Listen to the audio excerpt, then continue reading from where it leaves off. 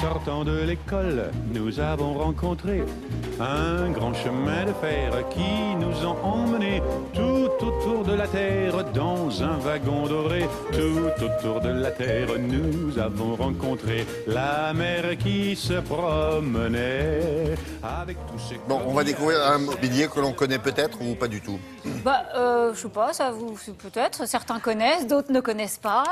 C'est en tout cas un mobilier que l'on voit apparaître dès le 19e.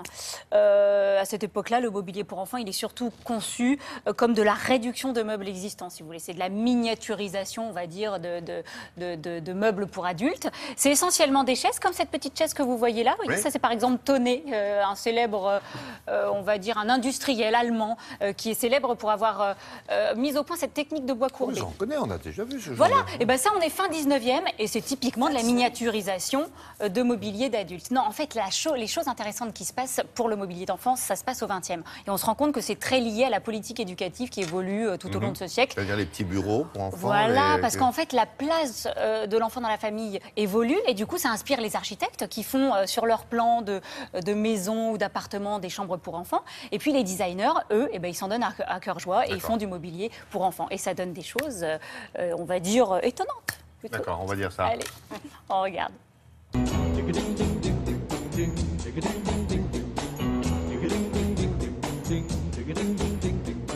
Ce qui me passionne dans le mobilier pour enfants, c'est vraiment la manière dont il s'intègre dans l'histoire de la famille, dans l'histoire de l'architecture.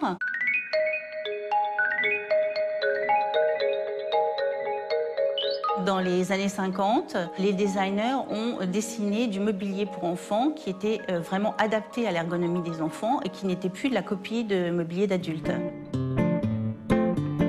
Baumann, qui était un fabricant de mobilier dans l'Est de la France, en 1962 a mis par exemple à son catalogue cette très jolie chaise en bois courbé avec des pieds compas.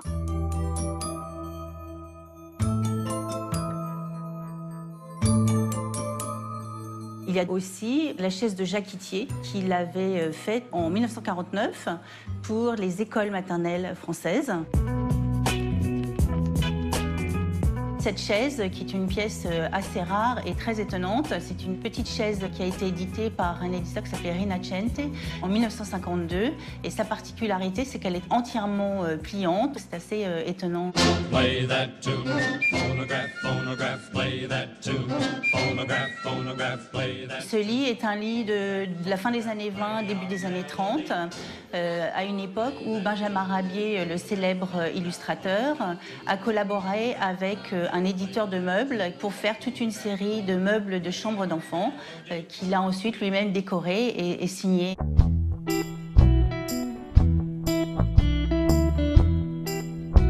Je présente également une série de meubles de Jean-Louis Avril, qui était un designer qui a fait cette série en 1967.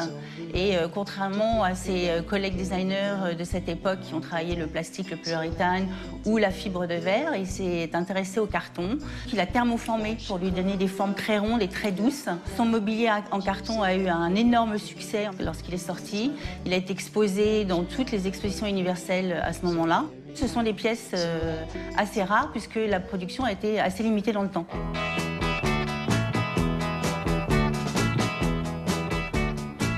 Il y a une pièce qui est très intéressante qui est le Zocker de Luigi Colani qui a été fait en 1972. Il a conçu ce Zocker spécifiquement à l'ergonomie des enfants et les adultes ont été très jaloux et donc il a dû faire par la suite une copie pour les adultes. Donc on arrive à l'inversion du processus. On ne fait plus de la copie de meubles d'adultes pour les enfants mais de la copie de meubles d'enfants pour les adultes. Ça, c'est Opus de Saint-Ouen. Si vous passez par là, c'est dans la région parisienne. C'est même à côté du périphérique. Ouais, et puis c'est jusqu'au 11 janvier. Oh, ben et puis si vous allez au marché Dauphine, William, vous montez au premier étage, il y a une salle d'exposition. Et là, il y a une magnifique expo en même temps que Little Vintage sur les jouets, mais les robots en fait. Une superbe collection de robots, de fusées. C'est magnifique. Merci Donc il y a beaucoup. 2 belles expos en ce moment. Vous permettez